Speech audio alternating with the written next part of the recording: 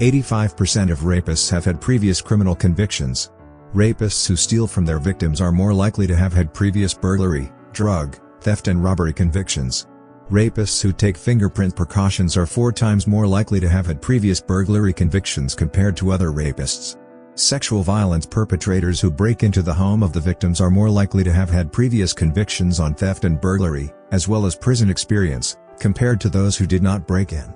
Extremely violent rapists are over 3 times more likely to have prior convictions relating to violence. According to this report by the American Department of Justice, 86% of the 90 rapists chosen from 2,456 rapists had a prior adult criminal history.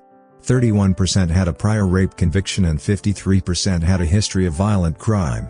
Now to some statistics outside the scope of this video but important to the discussion in general. 73% of rapists are strangers to the victims, while 76% of the chosen respondents denied the crime on the grounds of being intoxicated or having obtained consent from the victim.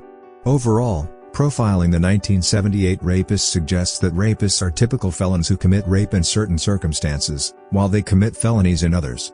According to the Rape, Abuse, and Incest Nation Network or RAIN, the largest American non-profit anti-sexual assault organization, 8 out of 10 perpetrators of sexual violence are people known to the victim, from former spouses to family members, which implies that 20% of sexual violence is perpetrated by a stranger.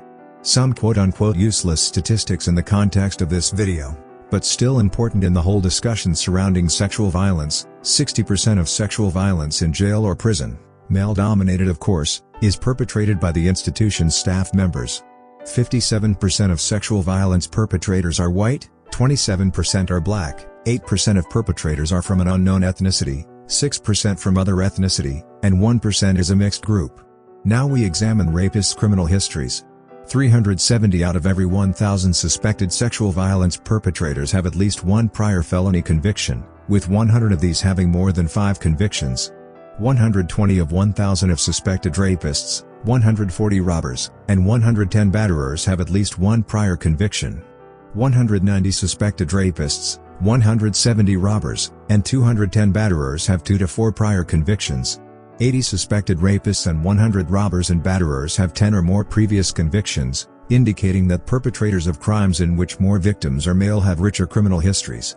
520 of 1,000 suspected perpetrators of sexual violence are released awaiting trial, mostly after posting bail. 70 of 1,000 sexual violence perpetrators are arrested for another crime pending the hearing of their sexual violence case. Let's focus on the suspects who are released awaiting trial. 520 of 1,000 suspected rapists, 440 suspected robbers, and 630 suspected batterers are released awaiting trial.